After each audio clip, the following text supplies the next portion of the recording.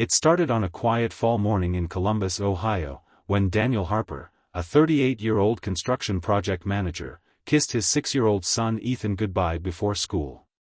Daniel was tired, carrying the weight of unpaid bills, a struggling marriage, and a reputation at work that never quite matched his effort.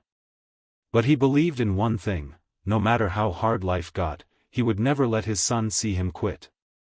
What Daniel didn't know was that his wife, Melissa Harper, was already planning his fall. Melissa wasn't always cold. Years ago, she had been warm, hopeful, and proud of Daniel. But disappointment has a way of hardening people. Daniel's business failures, his long hours, and his emotional silence had slowly convinced Melissa that she had married the wrong man. She felt trapped in a life she no longer wanted.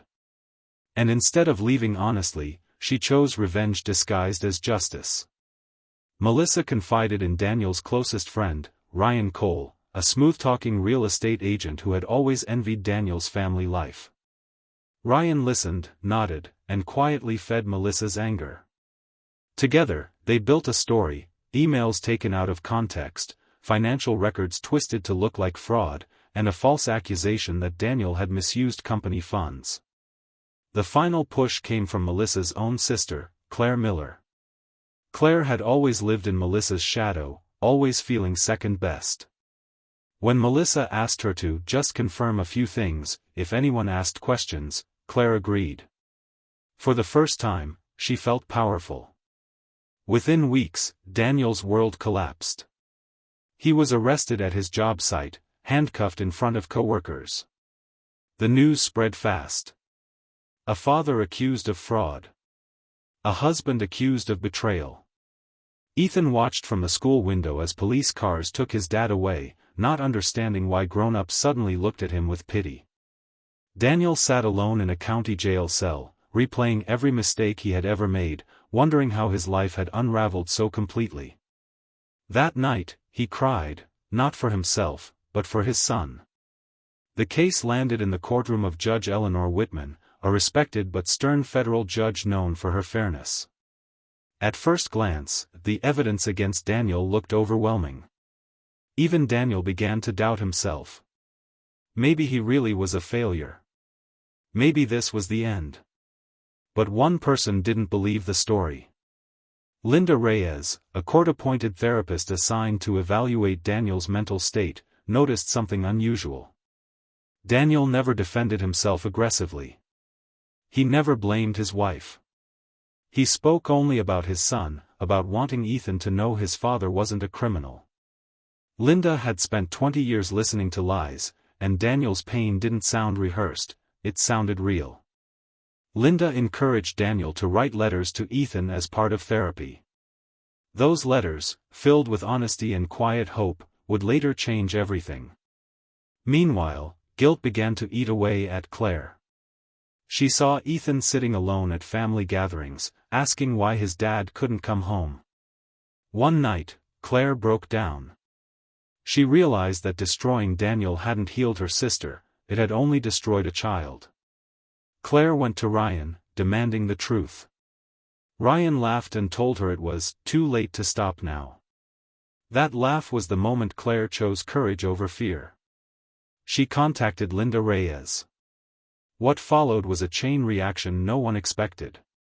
Linda brought the information to the court. Judge Whitman ordered a deeper investigation. Digital experts uncovered altered documents.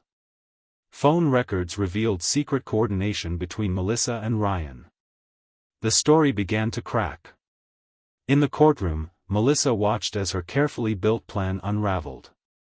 For the first time, she saw Daniel not as a failure, but as a man still standing after everything she had done. When Ethan was called as a character witness, the room went silent. The boy didn't talk about money or mistakes. He simply said, "My dad reads to me every night.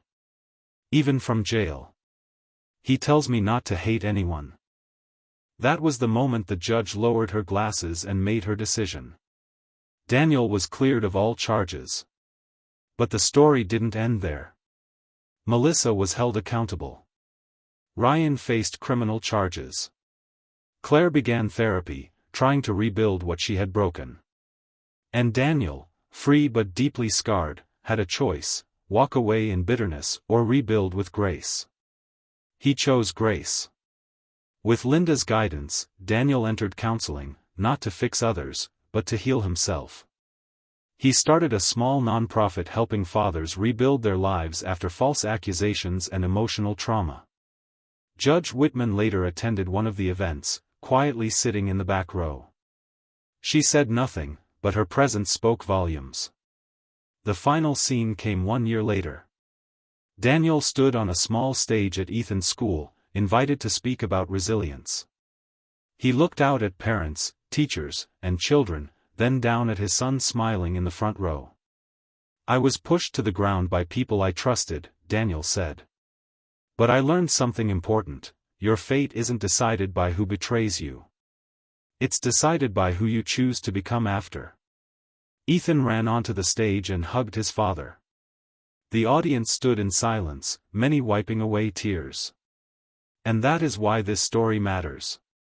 Because even when someone plans your fall, the truth, carried by courage, compassion, and one honest child, can change fate. If this story touched your heart, please like the video and subscribe to the channel. More stories like this are coming, stories about pain, hope, and the quiet strength that changes lives.